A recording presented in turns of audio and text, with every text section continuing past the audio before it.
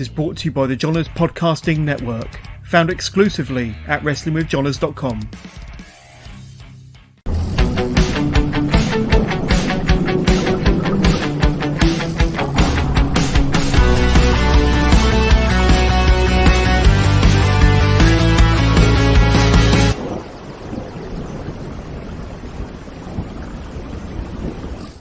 Hello and welcome to the latest episode of Wrestling with Johners. It's the 1st of December today. I nearly forgot that. So this is my first interview in the month of December 2023. And of course, November was a banger of the month, and I'll talk about that very, very soon. But this is episode 336. And today I've got one of the very best heavyweights coming out of South Wales, one of the very best heavyweights and prospects coming out of No Mercy Wrestling, of course, in South Wales. Adam Carter, the heavyweight pro. Adam, how you doing, buddy?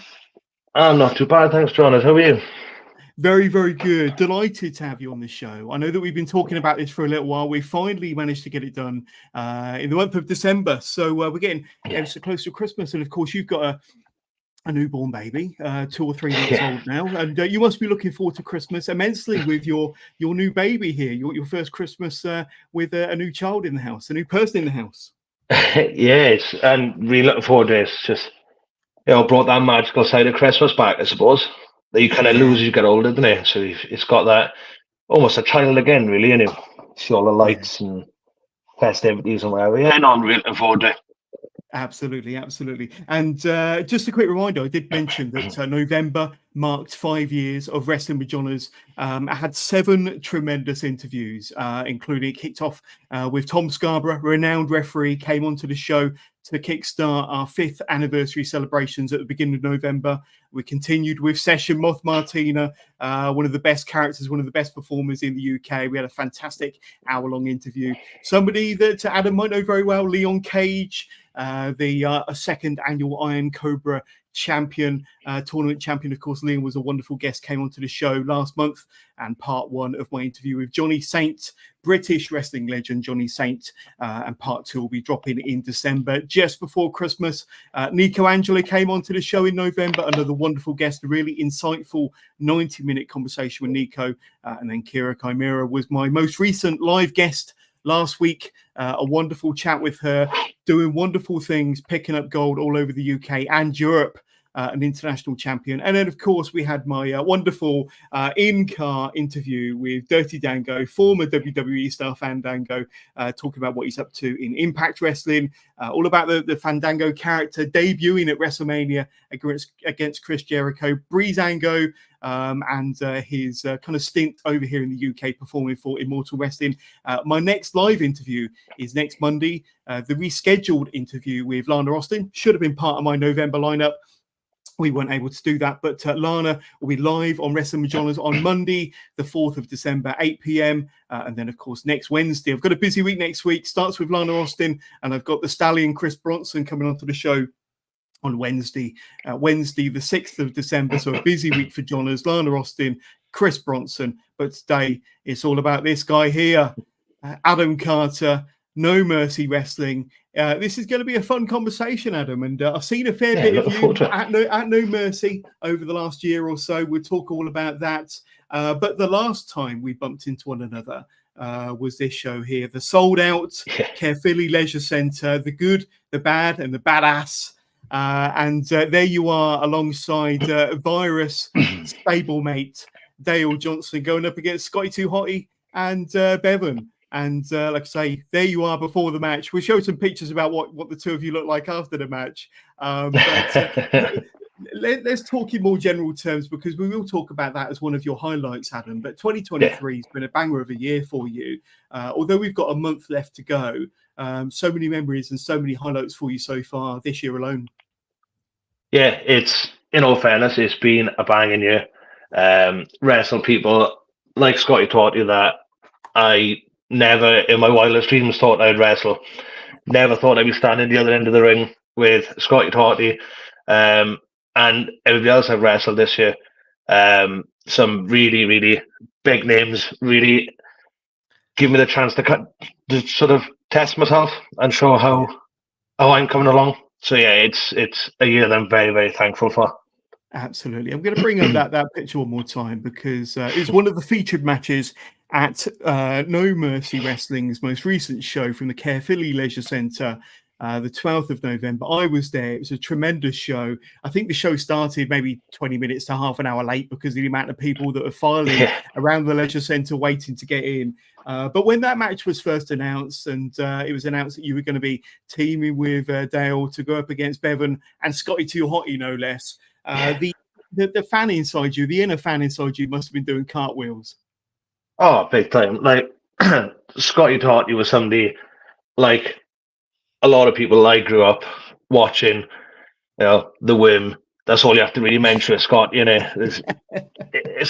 I still haven't quite got my head around it. It was crazy. Like that little child that was watching Scotty 2 Hotty, God knows how many years ago, would never in his wildest dreams believe if somebody told him he'd be standing the other end of the ring from him in X 40 years' time. I would have told him they're lying. So yeah, no, that was insane.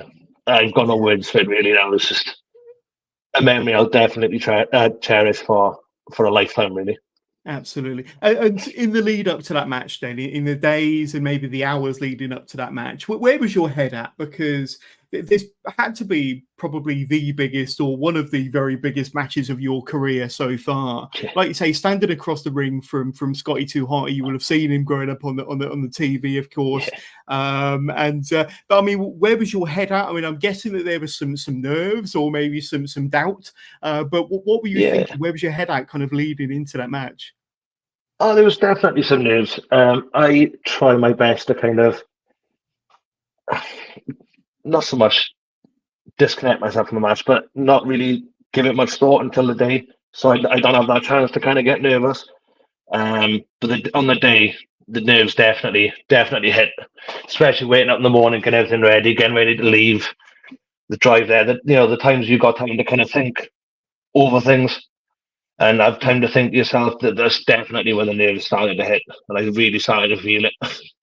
Yeah, absolutely. Let's bring up some pictures from the day, and there you are before the match, looking ready. Dale Johnson certainly looking ready there. There you are on your entrance, and like I say, a big menacing presence that you provide standing across the ring from anybody. I'm sure even Scotty felt that. But there you are having a little bit of a face-to-face with Scotty.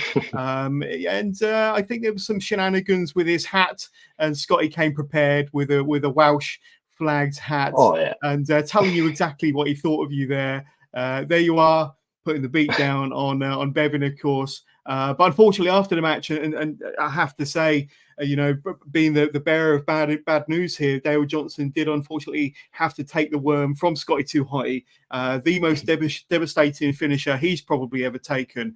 But what do you remember about that match? Because I was there, I saw it. The crowd were loud and very, very lively. But what are your memories of that match in particular?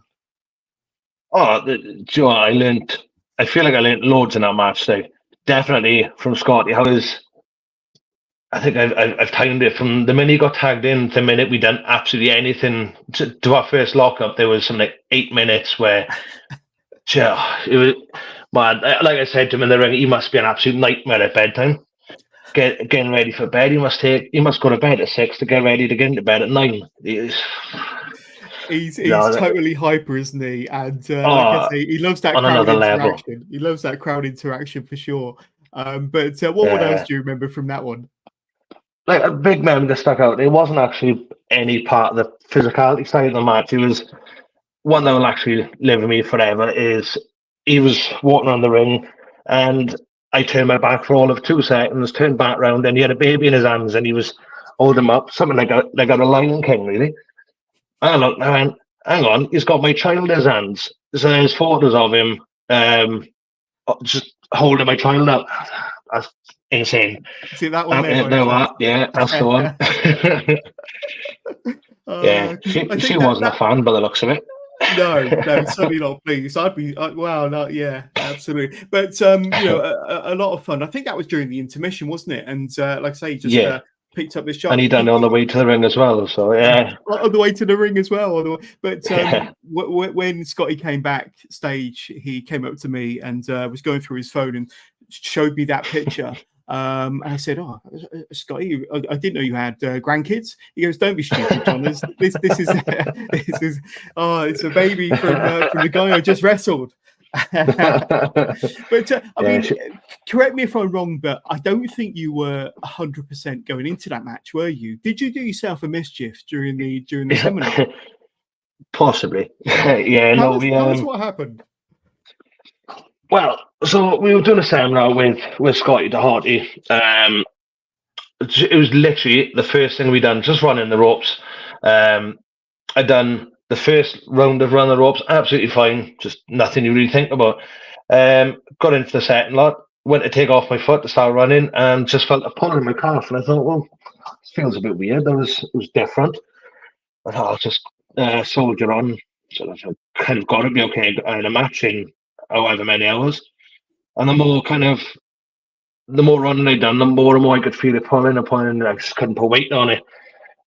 So it turns out I'd torn my calf. So damn, the medic done an absolute amazing job with me after that. Yeah, I had a few conversations with the medic during the show, and he like I say, he looked after you before that match. It was kind of, was it touch and go that you're actually going to be in that match? I mean, how bad was it? I don't think so. It's not so much touch and go, but I like to kind of just soldier on. There was no chance I was sort of sitting out in that match. There was not a chance in hell that was ever going to happen. I was feeling if I did say for whatever reason, look, I can't wrestle, I can't put any weight on my leg, that opportunity might never come again. She was kind of one of them once in a lifetime kind of things. So no, there was no point I was pulling out. It was just a matter of strap me up, give me some tablets, take the pain away for a bit, and I'll deal with the consequences later then. Yeah, and I don't think you showed any signs of any discomfort or being injured during that match. Yeah. So, like I say, when you're in there, when the adrenaline's going, and when Scotty Too Hot is giving you the middle finger, I suppose all thoughts of any sort of injury goes out the window, and you go into autopilot. Exactly that. But I mean, you said earlier that the inner fan in you must have been doing cartwheels and could never have kind of dreamt that you would have been in there with somebody like a WWE legend, Scotty Too Hotty. But like I say, that's kind of a moment to be proud of for the rest of your career, for the rest of your life, really, and something that you'll be reminding your daughter of for many years. Absolutely, yeah. She's got absolutely no idea how special that moment was. So I'll definitely be reminding her of that. And I think that photo of him holding her will probably be on her 18th birthday cake. So that's going to be the embarrassing photo I post every year. That's it. She'll always remember who Scotty Too Hot is, thanks to that photo there. Exactly. Absolutely brilliant. But besides it being kind of your big night, the good, the bad, and the badass from the Caerphilly Leisure Centre, it seemed to be a bit of a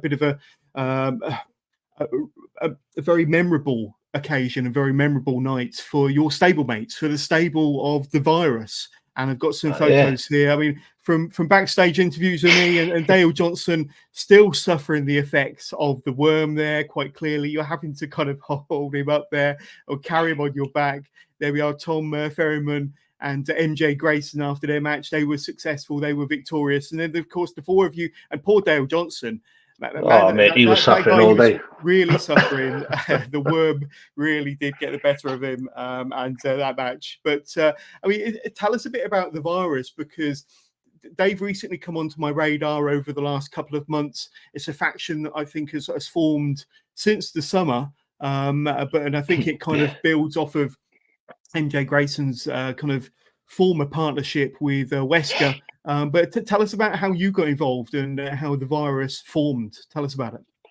Yeah, absolutely. So, as you said, The Virus, just four wrestlers put together, all with, I suppose, different styles, really. MJ Grayson being the leader, the absolute, best leader we can have, really. Behind I joined, they wanted a bit more powerhouse behind them. So, who better to ask than myself, I suppose. Up until that point, I had actually, I like to think I proved myself. Had wins over people like K.M. Lane, Harrison Bennett, Kelly Six, Kenny Mantra. So it was inevitable, really. Like, what else were they gonna look for a powerhouse that was on a bit of a winning streak, really? Yeah, yeah. And what do the virus stand for? Because when you kind of hear the name, it sounds kind of like I say, a virus, poisonous, kind of. What does the virus kind of stand for? What does it mean? And kind of what are their objectives or goals as a faction? Do you know? So we just want to fight our way through the No Mercy roster, really. Like, MJ Grayson has got his thing going on with Wesker. But yeah, we're just four men that love a fight, and there's no more to it, really. We just want to fight our way through the roster and look and enjoying it whilst we're doing it, really.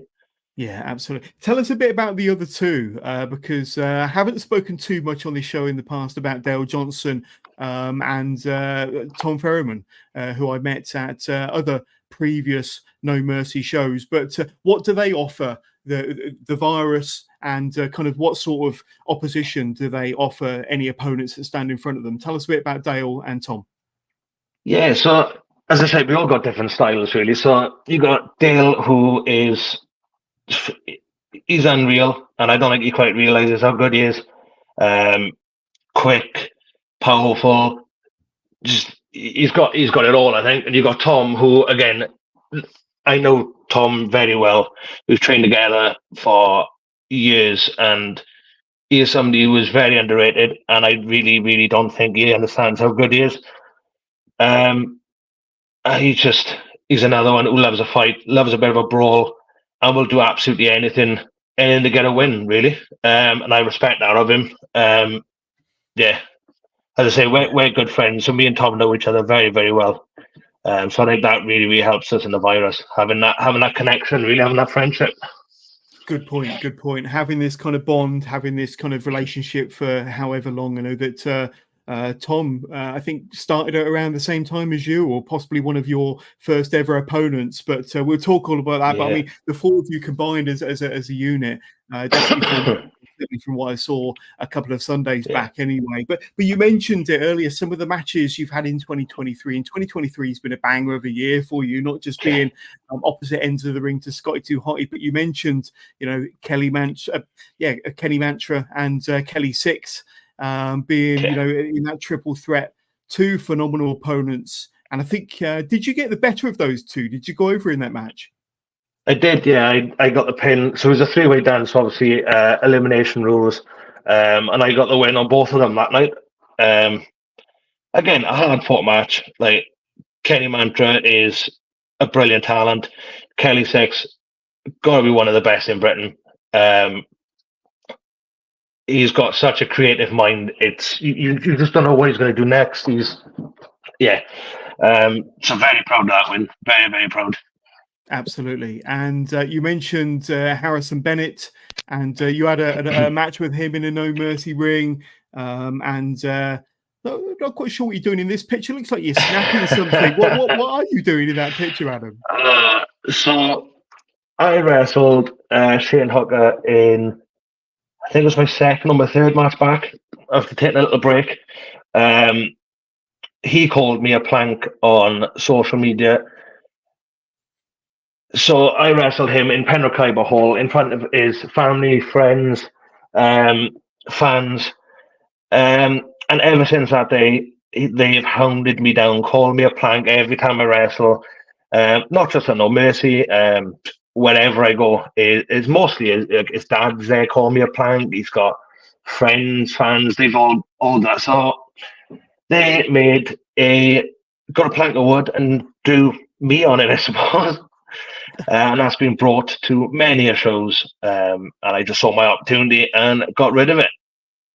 I think Terry Hooker actually got in touch with us or dropped a comment to one of the posts. How you killed Planky. So I think that's exactly the story, isn't it? That's You've added some context to it there. Yeah, well, I was hoping to kill the Plank trans after that, but no, he's still there every show. Follow me wherever I go. Call me a plank every chance he gets. There we go. There we go. But we spoke a bit about Harrison Bennett, and another one of the very best, finest pros in the UK, out of South Wales, legitimately say one of the best pros anywhere. But I mean, you kind of handily. I'm pretty sure you defeated Harrison Bennett as well. So this has kind of been a bit of a hot streak of yours in 2023. And like I say, Harrison Bennett kind of suffered at the hands of the heavyweight pro. Yeah, and again, another dream match of mine, a match I've been looking for years, pretty much since I started wrestling, to be honest. So Harrison Bennett was somebody who, so I got into the indie kind of scene quite late on. It was all very much, the mainstream WWE, TNA, things like that. And then a friend got me into the indie scene, and Harrison Bennett, or Bino as he was at the time, was somebody who, he was, as you said just now, he was the best pretty much wherever you put him. And that was a match that was definitely on my radar, definitely one I've wanted for very, very long. And another hard fought match. Absolutely. And another one I want to kind of bring up and talk about. Now, let me just refer to my notes here to make sure. And it was this one here. It was a triple threat. Was it tables elimination match or a tables match between yourself, Bevan, and Tom Ferryman? Once again, here we go. So it's kind of like almost in slow-mo footage here as you go crashing through the table. And poor Adam Carter, absolutely buried by the end of it underneath that bit of wood. Talk about Mr. Terry Hooker and Planky. You're kind of buried there underneath. Just a bit. Yeah. But, I mean, that match looked not necessarily violent, but kind of hard hitting. Let's put it this way: you're in there with Bevan and Tom Ferryman. Yeah. Two guys that like to hit hard, like to get hit hard. And that match didn't look any different, and certainly the table spots looked pretty painful. What are your recollections of that one? Yeah, that was So that was a three-way dance tables match. So same rules, obviously a three-way dance elimination. Obviously table rules. That match was, I'd like to say, very fun, but because I was in there, as you said, with Tom Ferryman and Bevan, who hit hard and don't mind getting hit hard back, and they will give as good as they get, and that's what I like. I like to be in there with somebody who, if I'm gonna hit them hard, they'll hit me hard back, and we've got a bit of a scrap going on. But that show was pretty special, to be fair. It was a packed out crowd, absolutely loud in Bevan's hometown. And they made me aware that I was in his hometown. And it was also a fun night because it was a night I actually joined the virus. There you go. Yeah. It was a night of action that night. There we go. And like I say, you didn't come out on top in that match, but you have had a lot of fun in 2023. I think you did have a wonderful match against KM Lane and Wesker as well. I think one of your most recent matches, I think that's probably about October. And of course, you would have been a member of the virus by then. And going up against Wesker, MJ Grayson's kind of bitter rival, bitter enemy. Tell us about that one, because he's another big boy, isn't he? And obviously had a lot to prove, a bit of a bee in his bonnet, especially with you aligning yourself with his former tag team partner. But how was it to go in there with Wesker? I enjoyed that because a lot of my matches have been with smaller people. Smaller people. But obviously he's my size, 2 heavyweights. And that's all I want. I just want to have a good heavyweight scrap with people.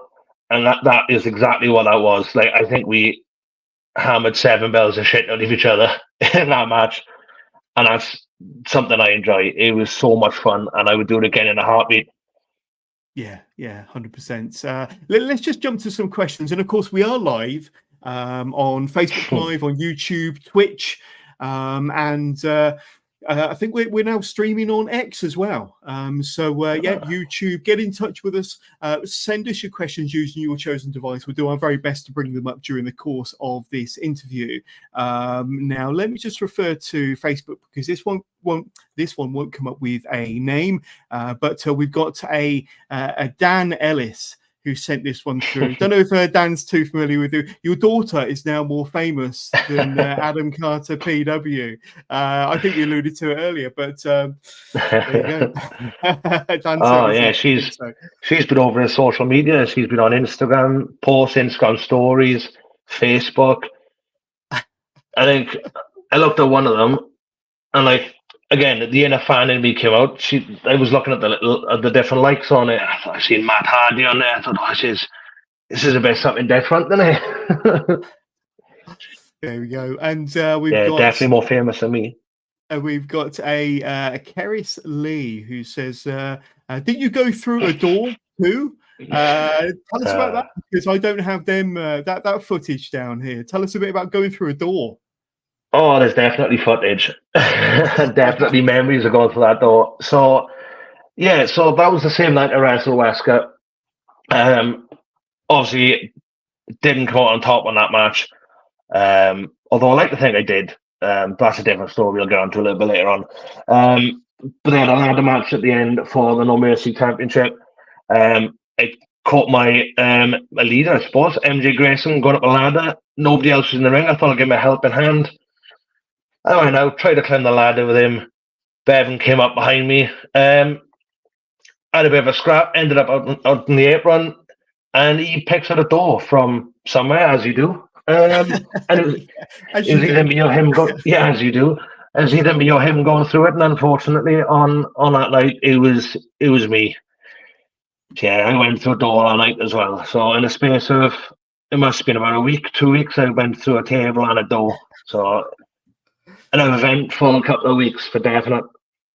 I do remember seeing that footage now, and it did look painful because going through a door is one thing, and then I think you kind of crash landed quite heavily onto the concrete on the outside of the ring as well. So not too pleasant, but I do remember seeing that clip, and it looked as painful as hell. But there's definitely no give in that flow. But keep sending your questions through. We'll do our very best to answer them during the course of the interview. We've had a couple more. I will get to them at the right time. I think Chris Bevan's even sent through a question. So Chris, Bevan, I will get to yours for sure. But full transparency, I think the first time you came onto my radar was, I think there was a gauntlet match for the No Mercy Combat Legacy Championship. Now, this would have been, maybe August last year. It's a fantastic five-way match, or a gauntlet match involving five fantastic talents. We'll talk about that in a minute. But just a bit before that, I think you kind of came back onto the wrestling scene with No Mercy, maybe a couple of months prior as part of the Iron Cobra tournament 2022.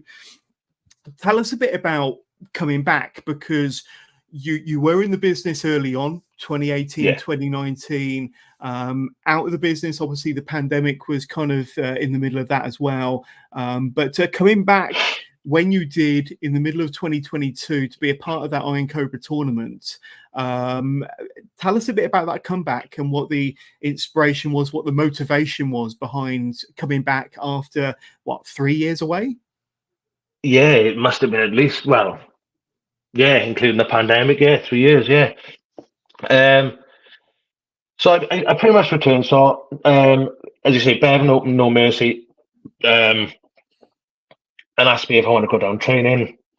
So I thought, you know what, there's nothing to lose. Why not? We'll go down, have a couple of sessions, see if I can get the bug back for the itch. A couple of sessions, and he told me he was putting on a couple of shows. I thought, that's fair play. I'll go down, I'll help crew and whatever. He said, no, there's a rumble on pre-show. How do you fancy being in it? And I thought, I think to really test myself and see if I actually want to give this another try, then what better way than just throw myself into a match and see how it goes. That rumble was my first match back in probably, as you say, about 3 years. Mentally kind of, like I say, mentally tough in a sense. to get myself back into that frame of mind, back in the ring, back in front of a crowd.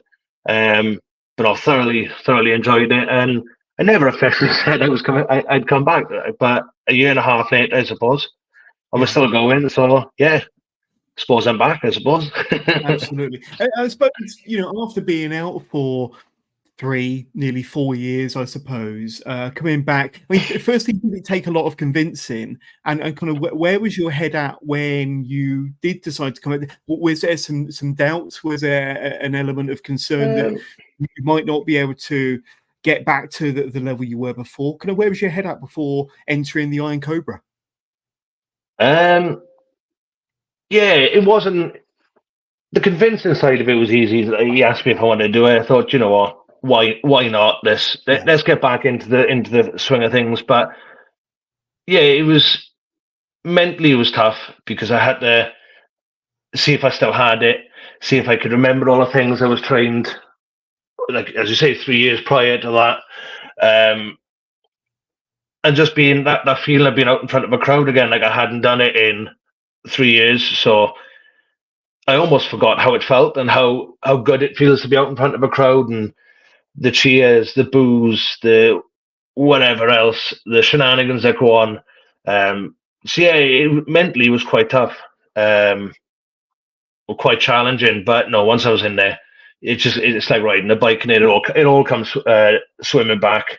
Yeah, it all comes swimming back. And obviously on that night, the first round of the Iron Cobra or the first Iron Cobra tournament, I had Ethan Thomas, which must have remembered everything because I picked up the win, so I must have done something right. Yeah, and you had Shane Hooker in the semi-final, is that right? Yeah, that's it. Yeah. What do you remember about that match? Because I think Shane would have been fairly new to the business about then. You would have been kind of, that would have been your second match back, not including the pre-match rumble back in March.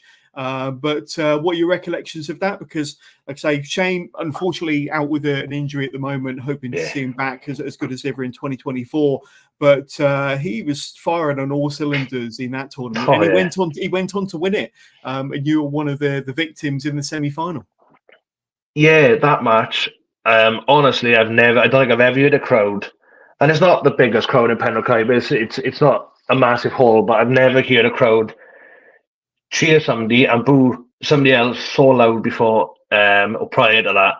They are definitely obviously loyal fans. They've got family, friends there. That match was one of my favourites so far. I think it was Shane's probably second or third match as well going into it.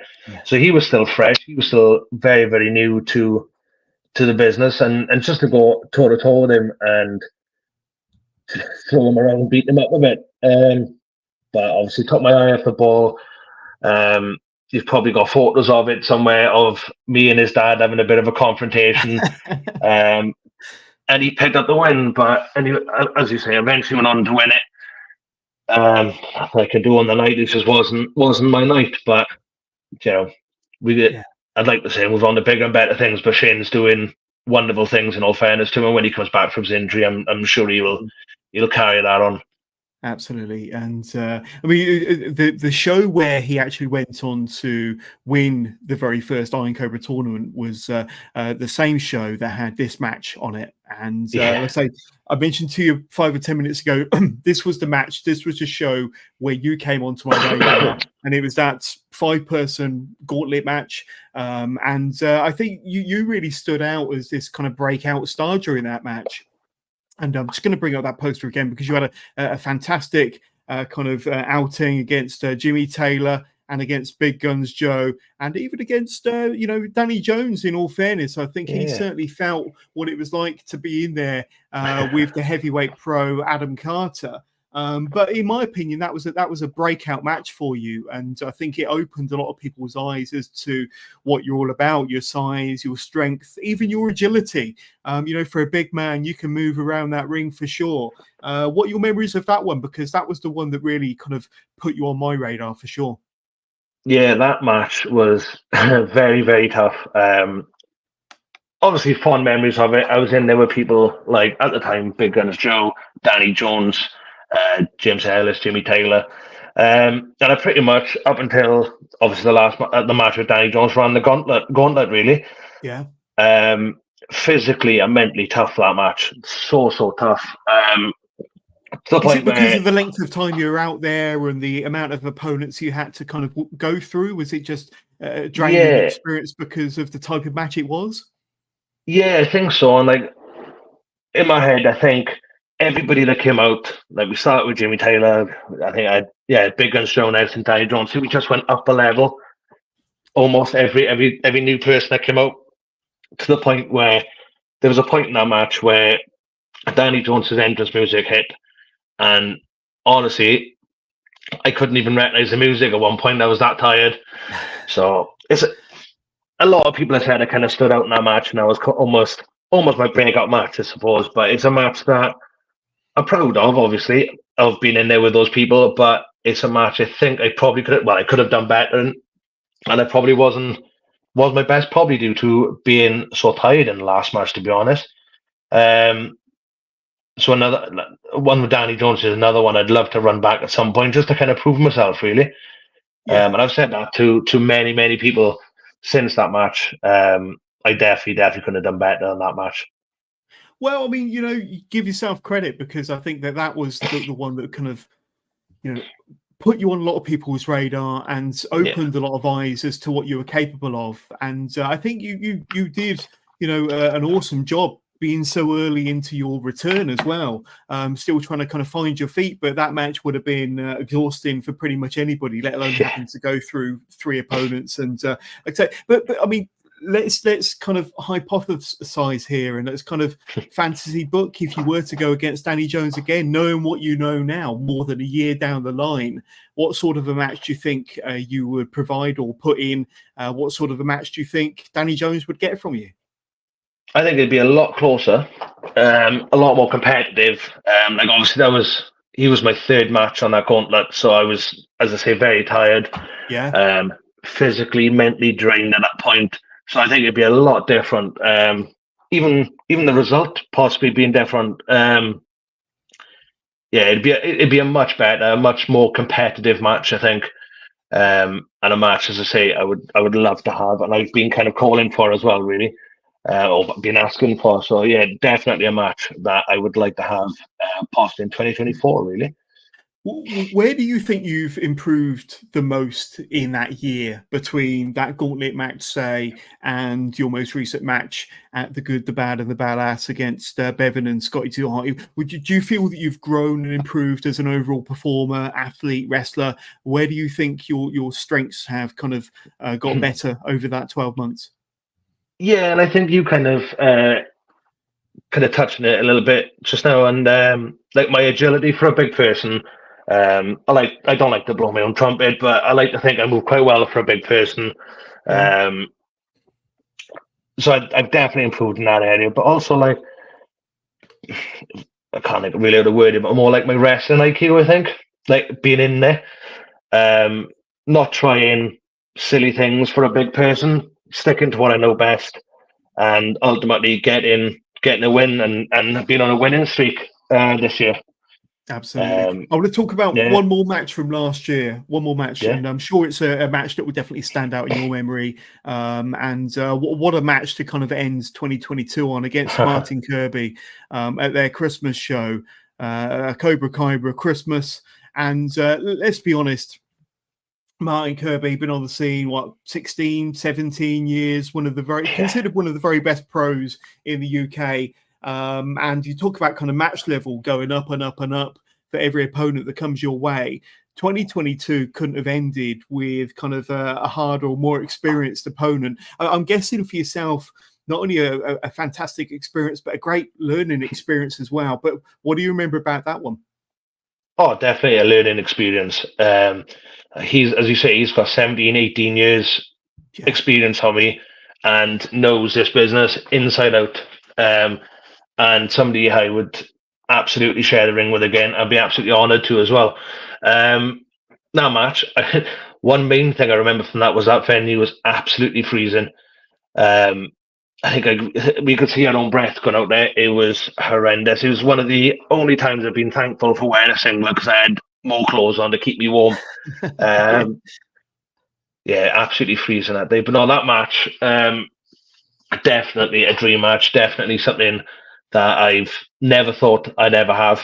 One of those matches, as I said, like Scotty 2 Hotty, one of those where I've watched them for years and years. Never thought I'd be the other side of the ring with them, and there it was.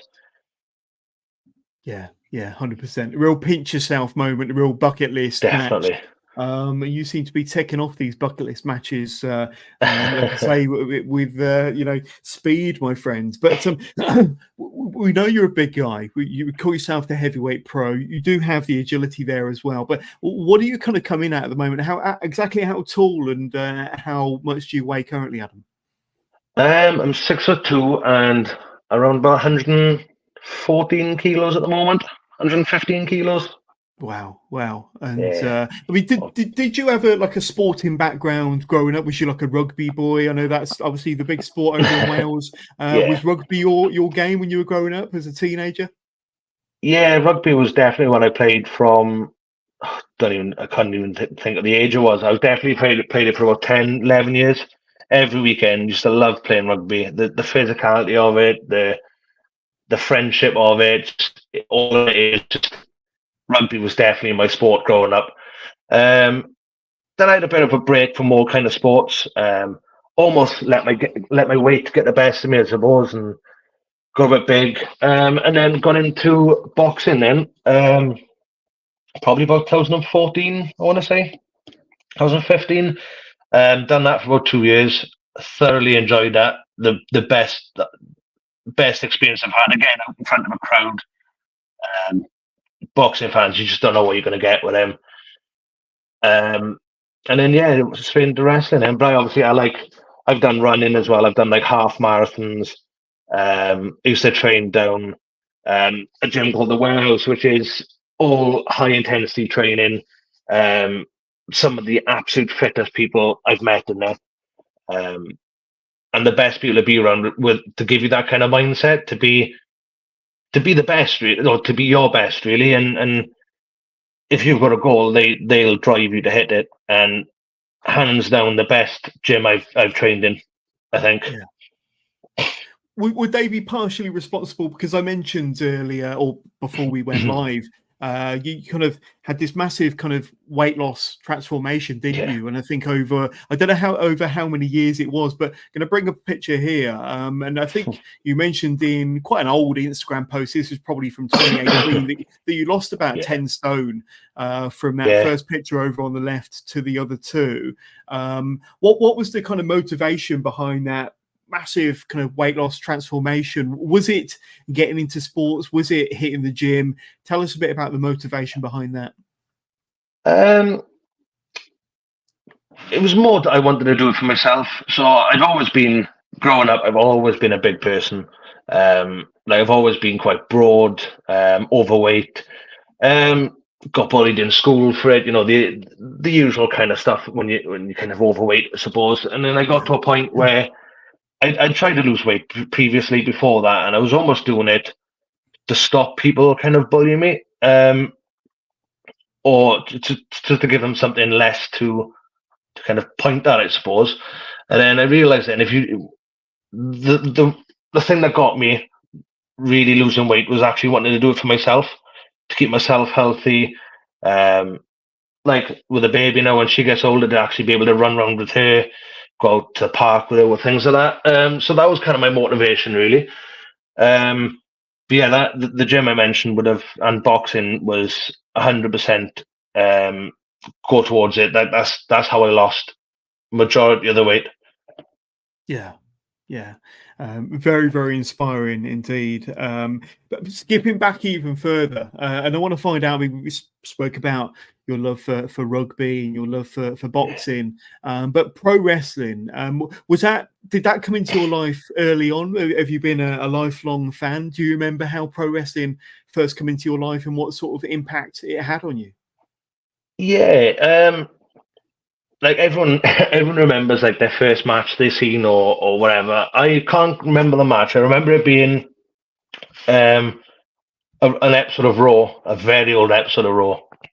And it just kind of came on the TV. I was probably watching Sky Sports. It popped up, and I thought I'll just leave it on. I was absolutely mesmerized by it. You know, the athleticism of it, the showmanship, all of it really, and it absolutely got me hooked. The first pay-per-view I remember, I think, was WrestleMania 17, I want to say. Oh, good WrestleMania. One of the Yeah, best. exactly. Yeah. And what an introduction. Exactly. And I remember, I think the first wrestling videotape I had, that's how long ago it was there was one in London years ago, like Rebellion or Vengeance. It was one of them. I just remember there being a cage match in it. And I can't remember if it was Stone Cold and The Rock or Triple H and The Rock. The Rock was definitely in it, and it just hooked me.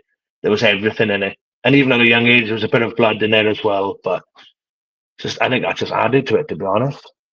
Yeah. And were there any kind of larger than life characters, superstars, wrestlers that kind of really stood out to you and maybe inspired you? Who were some of your favorites at the time? Yeah, it probably sounds a bit kind of cliche, really, but like The Rock would definitely stood out, and still does. He's still a favorite of mine. You got your Triple H's, the Undertakers, and then you had John Cena coming up. Yeah, pretty much the main ones, the main popular ones that everyone kind of clung to. But yeah, they were my favorite. They were the ones who stand out, and the ones and like the Eddie Guerreros as well.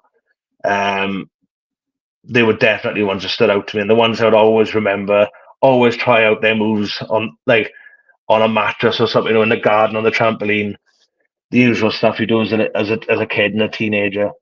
Yeah, definitely probably those 4 or 5. Yeah, I want to talk about your kind of early start, your early beginnings in pro wrestling. It does bring us to a question that came through earlier. Now, Bevan did get in touch with the show. Hopefully you're still watching, Bevan, but he did ask, how did you start in wrestling, and did you have another gimmick before the heavyweight pro? So, what kind of inspired you to want to kind of lace up them boots and start your training? Obviously, you're a big fan. You're a sporty guy. You got the size. What kind of inspired you to commence your training? And Bevan wants to know if you had another gimmick back in your early career. Definitely had another gimmick. What got me into wrestling was I went to, as I said earlier, a couple of indie shows. I remember my first one. It was an Attack Pro Wrestling, Chris Travis Tag Team Invitational in Cathays, a weekend, and me and my friend went. And that was my first ever indie show I went to, and it was just something different, like the atmosphere of an indie show. In a small hall, as opposed to, like you got your Motor Point arenas where WWE come out. It was so much different, a lot more intimate, I suppose. I thought, I really want to give that a go. Like, why not?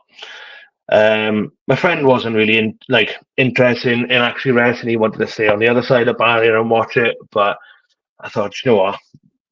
I'm not going on my own. That just sounds a bit stupid. And then I remember being in the gym, and an old, my first trainer cut me. I was like, God, I was wearing a wrestling t-shirt at the time. I was like, God, you looking to start wrestling? I thought, do you know what? Yeah, why not? If it's, because the closest one at the time that I could think of was in Cardiff, and that was Dragon Pro, or what is New Wave now.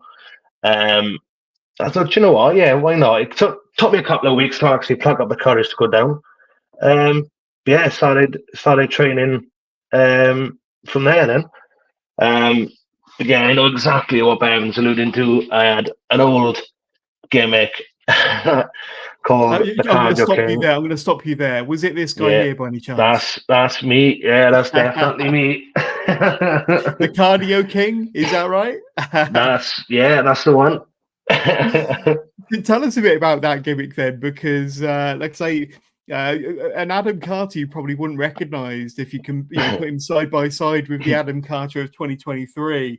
But tell us a bit about that character, because he looks a bit different, different gear and a different nickname as well, the Cardio King. Tell us about that. I think the less said about that gimmick, the better. I think. It was something. So the people who know me will know that I talk a lot. Half of it, I talk a lot of nonsense. So when I was in boxing, I was called the Conversation Killer, or CK, and I thought it was coming up to my debut, my very very first match, and I thought, right, what can I like? I need a name of some shit. I know I didn't want I needed a title. I thought, what can I have? And I was thinking to this CK, and I thought, can I change that to anything? And I was at the time I was probably the fittest person in training. Like I remember once I'd done a half marathon, Swansea half marathon, and then went to train straight after it. So I was one of the fittest people, if not the fittest person in training. I thought, you know what, Cardio King kind of that fits. Why not? We'll go with that.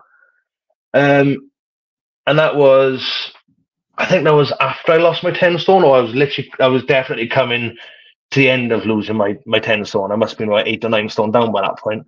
So I was staying up, but I still didn't have that confidence of wrestling with no top on, nothing covering the upper half. So I thought, I'll wear a t-shirt, and I got told, you can't wear a t-shirt. It has to be, a bit jazzy. So tassels it was, and lilac tights. Yeah, thanks, Johners. Ever reliable to bring up the embarrassing photos. Don't worry about that. Ever reliable. You called yourself the Cardio King for a reason, and the agility. I mean, I've seen some of your posts and doing a senton over the top rope and doing a flying elbow off of a table, proper Cactus Jack style. So you were kind of very agile for a big guy back then, demonstrating clearly why you were the Cardio King. And so we talk about you being an agile big guy, but I don't think you do some of the moves that you used to do back then. No, and I think touching on what I said earlier, really, I've kind of learned what to kind of, like, again, my wrestling IQ, but I've kind of learned what to stick at now. Do what I know best, and stay on my feet, and I keep my feet on the ground. It's the same for me. I know that's what I'm good at. So yeah, no, I've knocked them on the head now. Nothing when my feet comes off the floor normally. Sensible move, sensible man. Sure. You did have a bit of success, and look at you there with your very first championship bout there, looking very, very pleased backstage. And you did look after the bout very, very well. You took great care of that bout, everywhere, in the car seat there. But you must have been pretty proud to have picked up a little bit of gold there early on in your career. Tell us about that championship. Yeah, I mean, if you're gonna have a belt, you've got to look after it, take it paces with you. 100%. Exactly. Yeah, no, that one was a tough match when I won it. So it was that was a triple threat match. Funny enough, I had Bevan in it and a guy who I'm good friends with and used to wrestle, called the Flying Grayson. Triple threat match, but it was, so what a lot of people didn't know, and you could probably see in that photo, I looked ill in that photo. Deathly thin. But 5 days prior to that, I'd been in hospital for two weeks and probably lost a stone and a half, 2 stone just in those 2 weeks, just because of how ill I was. I couldn't eat. So what happened was I had gallstones and pancreatitis, which put me into hospital. I knew I had the match coming up.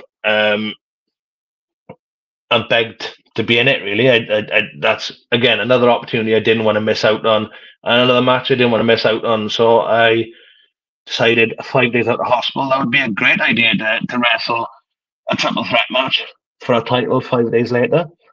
Managed to get the win. A very tough match, but one I was very, very happy with.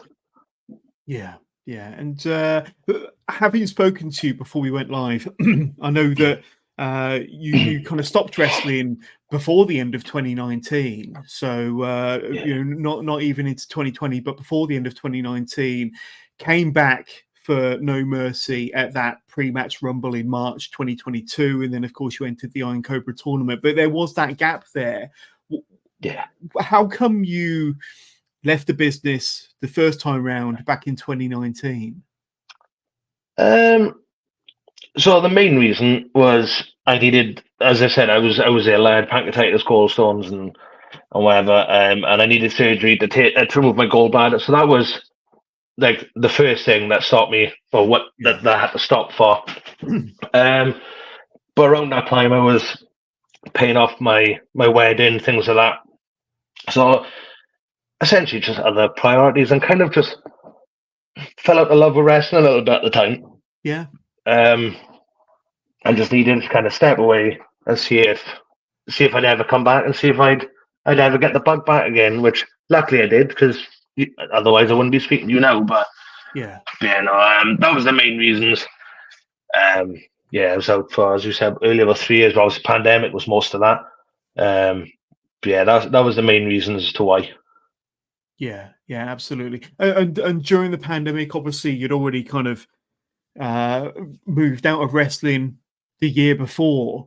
But that year and a half when the UK wrestling business was all shut down, did it give you kind of time to kind of think and reflect about your short career beforehand and whether you'd like to come back? I know that Bevan obviously spoke to you in 2022 and asked you to come back, and you did. But did that give you a bit of time to think and reflect on your career, and whether you'd like to return? Did that kind of partially give you the itch to come back? Where was your mind at during that year and a half when everything was closed down? Yeah, it definitely gave me time to question whether I wanted to come back. I tried not to give it too much thought. As I said, I kind of fell out with love of wrestling. Still watched it. Still would be an avid fan of it. Watched it semi-regularly. But I never really kind of questioned going back, really. Until as you say, Bevan opened No Mercy, and I thought, you know what, I'll go down and have kind of a roll around and train. That's the main one that gave me the bug back. But in that kind of year and a half of the pandemic, I never really give it a load of thought, to be honest. Yeah. Put it to the back of my mind. I thought, wrestling's probably something I'm not going to go back to. No point giving it much thought. I'll just stay on this side of the barricades. And be an avid fan and enjoy that way. But no, wrestling had other ideas and pulled me back in. Yeah. No, we're all very glad that Bevan had that conversation with you and brought you back. And like I say, a year and a half after that, you're on this show. We're talking about some wonderful matches, some wonderful opponents. But I understand that, now correct me if I'm wrong here, but I think you also have a bigger role to play within No Mercy. Are you part of their training setup as well? Because they've got a little training school there as well. Do you help out with some of those sessions? Tell us a bit about that. I don't really, I don't take training or anything. I'm not a trainer in any stretch of imagination, but I'm definitely a regular there. The only time I've missed time off training is the past probably 3 weeks when I've been injured. I went back last week and had a bit of a run around, bit of a roll around. Not a trainer, but definitely a regular there. Hopefully everyone knows my face there now anyway. Yeah, absolutely. But like I say, obviously a very trusted face. I'm sure people come up to you wanting your feedback and ideas. But like I say, in my role out in the Indies, I do backstage interviews, backstage promos, create content for all these wonderful promotions, including No Mercy. And I know that on the 3 occasions that I've worked for No Mercy, you've done your fair share of promos with me. But how would you kind of class yourself as a promo guy, as a backstage interview guy? Is it something you enjoy, or something that you're trying to kind of get better at or improve at? Because I've noticed an improvement in each of the 3 interviews I've done with you. How about yourself? Yeah, no, that is definitely a department of mine that I really need to improve on is talking. I'm not a big talker in front of a camera. Other people will say otherwise in training. Probably can't shut me up. But put a camera in front of my face and I kind of freeze a little bit. But no, it's definitely something I'm trying to get better at. And it's really good that you've noticed a change, an improvement in the 3 interviews I've done with yourself. 100%. And like I say, this one being the most recent one, I think you did a lot more talking than Dale Johnson, for sure. That was really, really fun. Dale was a bit out of it there. The worm really, really done him dirty. Didn't know where he was. Poor bloke didn't even know if he'd won or lost. We've spoken a lot about No Mercy, but I know that you've got a relationship with Carnage as well, Pro Wrestling Carnage, and you've worked times with Pro Wrestling Carnage. Tell us a little bit about your journey with Pro Wrestling Carnage, because I think you've had a few outings for them as well, possibly 2022, 2023, and another fun kind of company on the rise coming out of South Wales that you've got a bit of experience with. Yeah, Carnage is another promotion that I love wrestling on with Carnage. They got great backstage kind of atmosphere. Everyone gets along. I love Carnage. And as I say, I started in 2022. I want to say October. I think it was. It was a Halloween show. It was in a tag match. Me and Bevan against Jens Scare, so Big D and Q-Ball. Yeah. Unfortunately, we're on the losing end of that match, but I think since March I've been on, I haven't been pinned at Carnage. My tag partners have, but me on the other hand, I haven't been pinned since March. So, quite proud of that. But onwards and exactly. Upwards. Yeah, I love being at Carnage. Let's go to some questions, because we had a few that came in before we went live, and a lot that have come through since going live, and I will go through them before the end of this interview. So the first one is James McClintock said, can't wait for the expose on baking. So I don't know what that is. Add a bit of context. If you just want me to skip to the next question, I will do. But what is James McClintock on about there? No, it's fine. I'm quite the avid baker, and I've gotten quite the reputation for any show or most shows that I'm on, especially No Mercy shows. I will bring bakes with me, for the backstage talent and whatever. And James is one of them who wants to have the one, so he'll just dig in. Fair play. Loves a good blondie, because blondie's my favorite things to bake. Loves a good blondie, so I'm dropping him in it now, so you can have a taste of his own medicine. But I'm in my spare time. Love baking. Love Bake Off. Something that really kind of calms me down. Something I really enjoy. And I've done for a long time. Just don't like cleaning up afterwards. That's the worst thing, the washing up. Exactly. Right, so we got the Future Let's Play watching us live on YouTube. Are you looking forward to the future singles matches with other upcoming wrestlers from the South Wales, like James Ellis, Alex Vaughan, Shane Hooker, Kurt Atlas, and Leon Cage? Now, you may have been in the ring with one or two of those names already. We mentioned Shane Hooker and that gauntlet match against James Ellis, but I'd say, a 2023 or a 2024 encounter with some of those talents against yourself, something to look forward to, some mouth-watering encounters there for sure. Oh, big time. Like, those names are not names to be sniffed at. I've wrestled a lot of them already. Well, so I've had Shane Hooker, obviously, we mentioned earlier. Kurt Atlas was actually my first ever wrestling match. I think you had the photo of that earlier in my amazing gear that I had at the time. The other ones, absolutely amazing up-and-comers, and love to share the ring with them. Like, Leon Cage is something special. If people don't know about Leon Cage, then they need to. He'll be everywhere very, very quickly. Check out my interview with Leon Cage from a few weeks ago. You'll get to learn all about the boy. You'll just catch him in action. He's absolutely phenomenal. But the mind on that boy, for somebody who's so young, the absolute mind on him is insane. That he's well above his years, beyond his years. I watch his matches with people backstage, and it's quite depressing how good he is at such a young age. 16. But also quite, sickening. It is, but it's quite exciting to see. That's where he is now. Imagine where he's going to be in 2, 3, 4 years' time. Yeah, absolutely. Him and Shane for sure. And I'd say the one name that jumps out to me from that list, a match that I'd love to see against yourself, would be Alex Vaughan. And I've seen a lot of Alex Vaughan recently.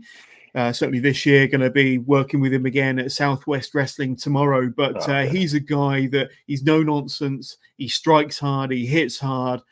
He takes no shit. But what sort of a match do you reckon you'll have with Alex? Oh, I'd love to. I'd love a match with Alex. As you say, he's straight to the point, takes no nonsense. Yeah. Straight punch you in the face, without saying a word to you. Love Alex. Would love to share the ring with him, and a match. Again, I've been looking for since he kind of burst on the scene, really. Yeah. Yeah. Again, another one who's up and coming and is pretty much everywhere at the minute. And it is really, really good to see, especially for the Welsh scene as well. Absolutely. What about this one here? And the name won't come up again. It will come up Facebook user, but I believe this is Dan Ellis who sent in a question earlier on. Adam Carter is a force to be reckoned with, should be booked up and down the country. Can't wait to see what 2024 has in store for Adam. Maybe Jay Joshua for the No Mercy heavyweight title. Now, we talk about the heavyweight pro and we talk about the No Mercy heavyweight title. You've obviously got Jay Joshua there. Man, that's a match that I hadn't immediately thought of, but now it makes perfect sense. The heavyweight pro versus the heavyweight champ. That's pretty good. And to have the heavyweight title over your shoulder, it's got a nice little ring to it. Something special. What about yourself? And like I say, another awesome pro. Yeah, and that's something special. That belt would be brilliant to have on my shoulder. But yeah, you can ask anybody for No Mercy. Jay Joshua is somebody that I've been calling for pretty much since I came back. He is an amazing talent and should be everywhere. Hits hard, works ridiculously hard. Like I've trained at New Wave a few times and I've seen him there training, and the man's a grafter. I got all the time in the world for Jay Josh. He's the nicest person, but don't get on the wrong side of him because he will kick you in the face. But yeah, no, that's definitely a match that I really, really want, and one that I am and have been calling for a very long time. Yeah, absolutely. And a certain Oliver Sudden has sent in this. Who's your favourite wrestler and why is it Oliver Sudden? Oh, I don't know about that. I don't know about that. I don't know if I have a favourite wrestler at the minute, really. You got me thinking now. It's definitely not Scotty Too Hotly, I know that for sure. Oh, no, not anymore. No, No, Oliver is Oliver is a favourite of mine. I do have all the time in the world for Oliver, in all fairness. He's a good guy, but for sure. Again, somebody who I just don't want him to get in my way, really, because it's just some people are just very likable in wrestling, and Oliver's one of them. But obviously, stand in my way of, as you say, the heavyweight title shot or the Combat Legacy title. And there's only going to be one winner. Unfortunately for him, that's going to be Mead. So. Absolutely. And Bevan sent in this little statement. All jokes aside, we're incredibly lucky to have Adam at No Mercy, and he should absolutely be all around the country. All my fellow promoters should not be sleeping on Adam Carter. So that's pretty cool. Let's just see. Thank you so much. Let's have a quick look, see if we now. Just going to have to find the name of this person. Okay. So we got Reese Baldwin, who sent us this. He's good, and with each show he's improving. Can see that clear as day. Currently scratching the surface of his potential. Looking forward to seeing him in 2024. All the potential opponents and promotions. So some kind words coming your way. Obviously, everybody is kind of high on you and looking forward to what you have to offer. I'd say 2022 was your return year. 2023 I think was kind of like a bit of a breakout year for you. 2024 is going to be putting all of them pieces together, putting all of that knowledge and experience from the previous 2 years together, and hopefully hitting the ground running. Fingers crossed. And I'm looking forward to 2024. It has the potential to be my best year and my favorite year in wrestling ever. So yeah, 2024. I'm really looking forward to hopefully being at a lot more promotions.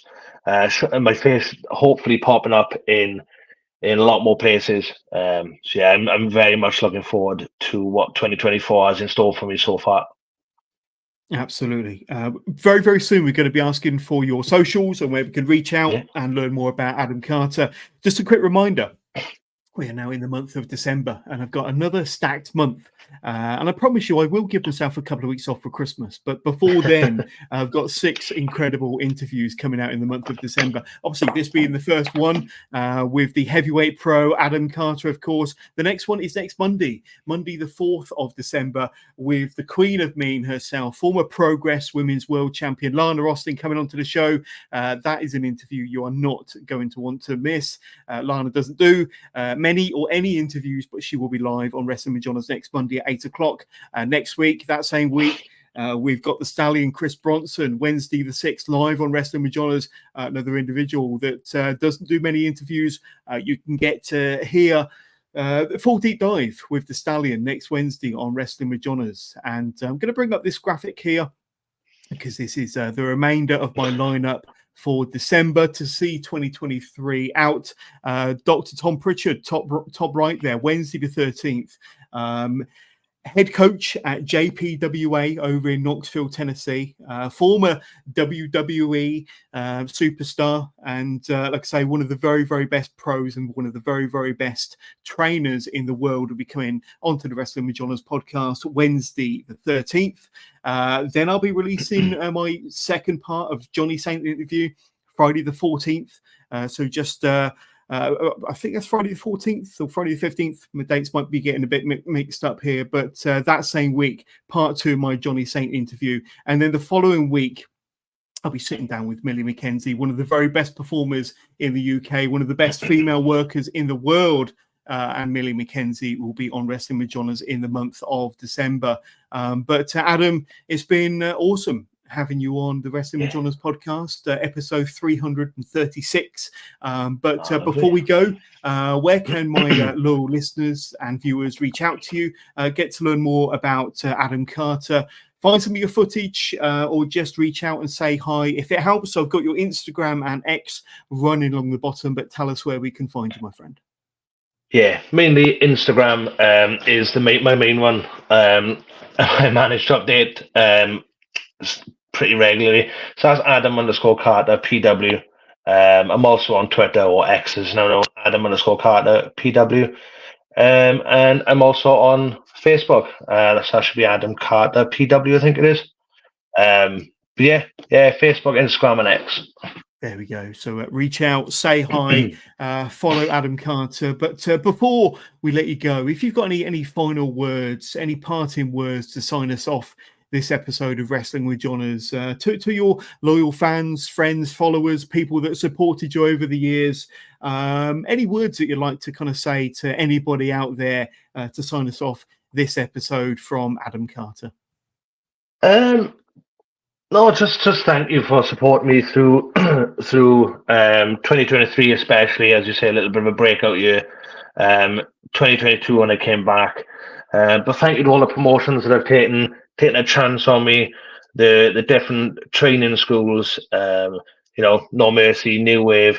I've been Rev Pro, London School, Play Fight, all the different schools that had me there training and sharing their knowledge with me, and all the different media people, like, you got BA Productions, you got yourself for having me on you, Blue Radical, all the people that have photographed me, videoed me, everything, and just giving us a platform really to share what we do and what we do best. So yeah, thank you to everyone really for their support through the year. There we go. And thank you to everybody that sent the questions through. You've really kind of brightened up this episode of Wrestling with Johners with all your wonderful questions. But the heavyweight pro, Adam Carter, you've been an awesome guest on Wrestling with Johners, and I want to thank you so much for your time. Thank you. Thank you for having me, Johners. You're very welcome.